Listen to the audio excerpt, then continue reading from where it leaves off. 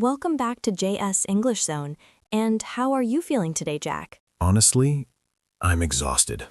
Not just physically, but mentally too. One of those days. Yeah, I try to practice English every day, but when I feel tired, my motivation just disappears. You're not alone.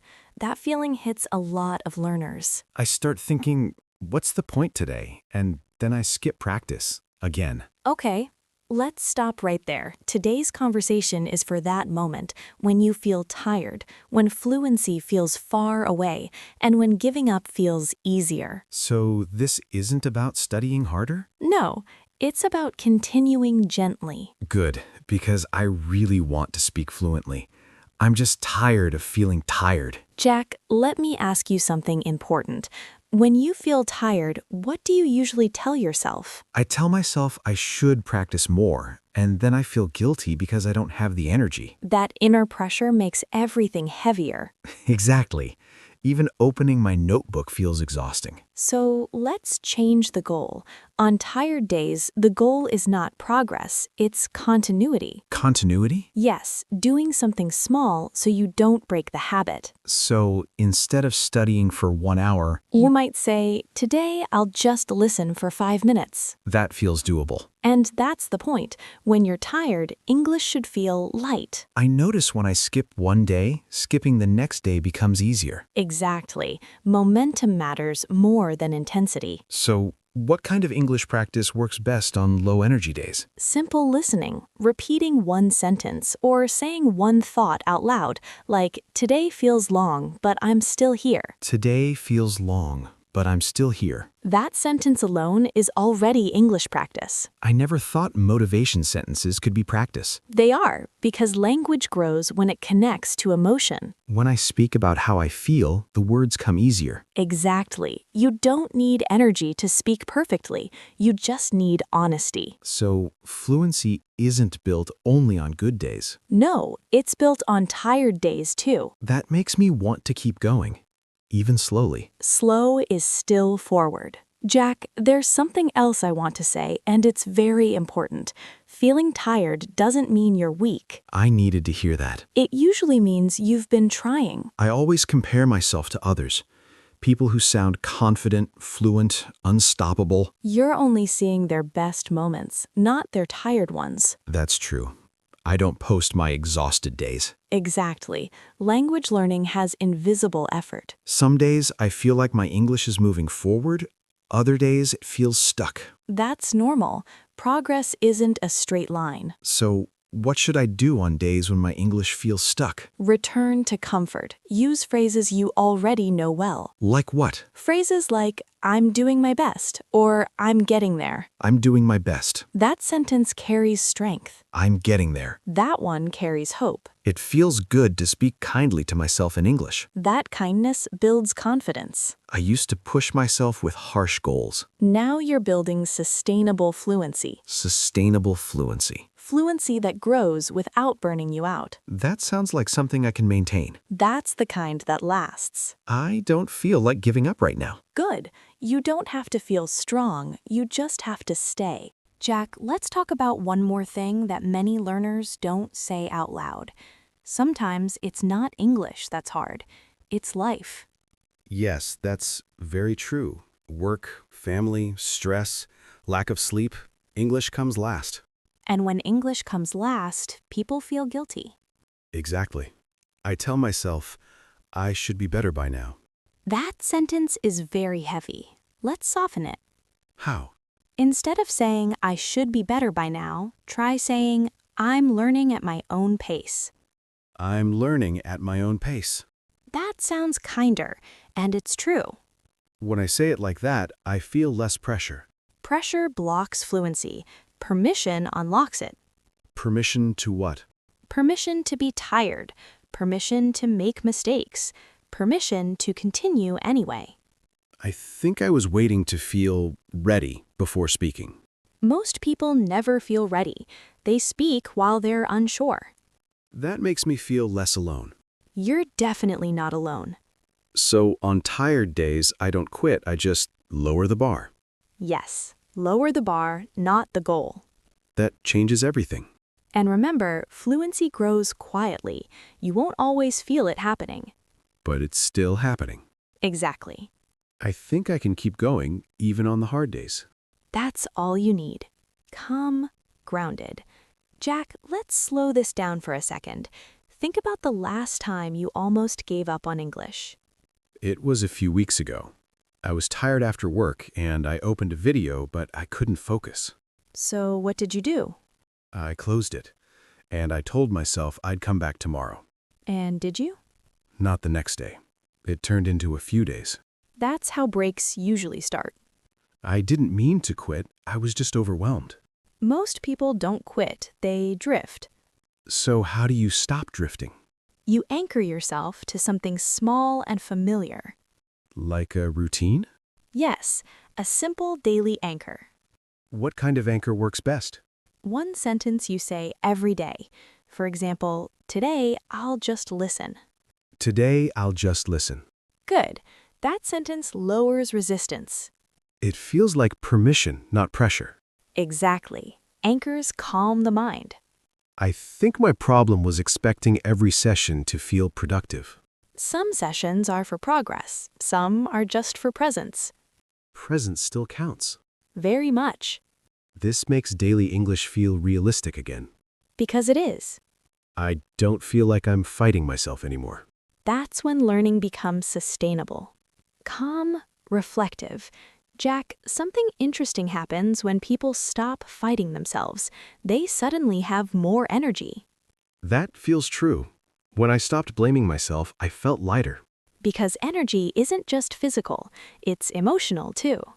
When I feel bad about skipping practice, I lose motivation completely. Guilt drains energy. Kindness restores it. So being kind to myself is not laziness. Not at all. It's strategy. Strategy. Yes, if you want to stay consistent, your mind needs safety, not fear. That explains why strict schedules never worked for me. They work for some people, but many learners need flexibility. When I hear study every day for 1 hour, I shut down. Then don't aim for 1 hour. Aim for one connection. One connection? One moment of English that feels real. A sentence, a thought, a reaction. Like reacting to a video or a podcast. Exactly. Even saying, I agree with that, or that makes sense. That makes sense. Simple but powerful. Those phrases feel useful in real life too. Because they are real-life English. I used to think fluency meant speaking a lot. Fluency means responding naturally. So even short responses build fluency. Yes, fluency is built one natural reaction at a time. I feel like I can show up now, even when I'm not at my best. That's exactly how real progress happens. Gentle, thoughtful. Jack, let me share something I've noticed with many learners over time. The people who become fluent are not always the most disciplined ones. Really? I always thought discipline was everything. Discipline helps, yes, but acceptance keeps people going longer. Acceptance of what exactly? Acceptance of bad days, acceptance of slow progress, acceptance of speaking imperfectly. I think I was fighting all three. Most people do at the beginning. When I accepted that some days I'll be tired, I stopped feeling like a failure. And once that feeling disappears, learning becomes lighter. So instead of asking, why am I not fluent yet, I should ask something else? Yes, ask, what can I do today without stress? What can I do today without stress? That question changes your behavior. Because the answer is usually simple. Exactly, and simple actions are easier to repeat. I feel like I finally understand why consistency felt impossible before. Because it was built on pressure, not care. Now it feels more like a daily check-in with myself. That's a healthy relationship with language. I don't need motivation every day anymore. I just need honesty. And honesty keeps you moving. Even when I'm tired. Especially when you're tired. Jack, there's another quiet truth about fluency that people rarely talk about. It's built during ordinary days, not special ones. Ordinary days, like waking up tired, Going to work, doing the same routine again? Exactly those days, when nothing feels exciting. Those are the days I usually skip English practice. And that's understandable, but those days are actually the most powerful. Why? Because practicing on ordinary days trains your brain to use English as part of life, not as a special activity. So, English becomes something I live with, not something I prepare for. Yes, just like brushing your teeth or making coffee. Not exciting, but necessary. Exactly. And because it's simple, it lasts. That means I don't need to feel inspired to practice. No, you just need to show up in a small way. What does showing up look like on a very low energy day? It could be saying one sentence out loud, like, "Today feels slow, but I'm still moving."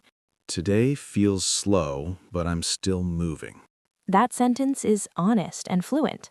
It feels like I'm talking to myself, but in English. That's one of the best ways to build fluency. Because it's private, no pressure. Exactly. Private practice builds public confidence. I like that idea. English doesn't always need an audience. Sometimes the audience is just you. That makes daily English feel safe again. And safety is where consistency grows. Jack, I want you to imagine something very simple. Two people having a quiet conversation in a cafe. They're not trying to impress each other. Exactly. They're just sharing thoughts. That's how I want my English to feel. Then that's the image you should practice with. You mean I should imagine that situation while practicing? Yes, practice English as if you're already fluent and relaxed. So instead of sounding perfect, I focus on sounding natural. Exactly. Natural English has pauses, simple words, and calm energy. When I listen to native speakers, they don't rush. Right. They trust the silence between words. I used to fill every silence with extra words. Many learners do, but silence can be confident. So if I pause before answering, it's okay. More than okay. It sounds thoughtful. What if the other person is waiting? They usually are. Conversation is shared space. This makes English feel less like performance. Because it's connection, not performance. I think that mindset alone makes me speak better. Mindset shapes fluency. Then I'll keep practicing in that calm space. That's where real English lives. Jack, there's one more habit that quietly changes everything for learners. They stop asking, "Did I speak correctly?" and start asking, "Was I understood?" That feels like a big shift. It is, because understanding is the real goal of language. When someone understands me, I feel relaxed, even if my sentence wasn't perfect. Exactly. Your brain receives a success signal. So confidence grows from being understood, not from being correct. Yes, correction improves accuracy. Understanding builds fluency. I notice that when people nod or respond naturally, I stop worrying about my mistakes. That's real communication happening. Maybe that's why short, clear sentences work so well. Because they're easy to process. So instead of complex grammar, I should aim for clarity. For example, "I was tired today, so I stayed home." I was tired today, so I stayed home. Clear, natural, very fluent. That sentence feels complete without being complicated. That's the power of everyday English. I think I've been chasing advanced English too early. Advanced English grows from strong, simple English. So fluency is layered. Exactly, one calm layer at a time. That makes me trust the process more. And trust keeps you moving forward. Jack, something else changes when you stop chasing perfection. You begin to notice your own voice in English. My own voice? Yes, not just correct English, but your English. I think I know what you mean. Some sentences feel more like me than others. Exactly. Those are the sentences you should keep. Before, I copied phrases that sounded advanced, but they didn't feel natural when I said them. That's common. Fluency grows faster when the language fits your personality. So I don't need to sound like everyone else. No, you just need to sound like yourself, clearly. How do I find that voice? Pay attention to the sentences you repeat comfortably, the ones you don't hesitate to say. Like when I say, I'm a bit tired today, but I'll manage. That sounds very natural for you. I'm a bit tired today, but I'll manage. That sentence fits your rhythm. It feels calm, not dramatic. And calm English sounds confident. I think I was trying to impress instead of express. That's a beautiful way to put it. Now I just want to be understood and comfortable. That's real fluency. I don't feel like I'm pretending anymore. Because you're not. You're communicating. This makes English feel like part of my life, not a performance. And that's when it truly stays with you. Jack, when English becomes part of your life, something very subtle happens. You stop waiting for the perfect moment to speak. Yes. I think I used to wait until I felt confident. And confidence never arrived. Exactly. I kept telling myself, maybe next week I'll feel ready. But readiness comes after action, not before.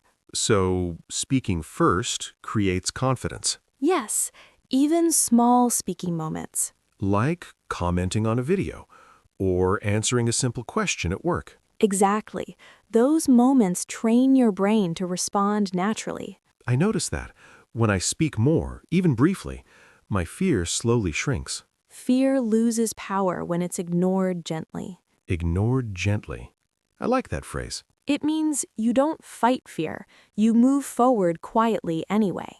That feels much healthier than forcing myself. Because forcing creates resistance. I think that's why daily English works better than rare, intense study. Yes, daily exposure keeps English familiar. When something feels familiar, it feels less scary. Exactly. Familiarity creates comfort.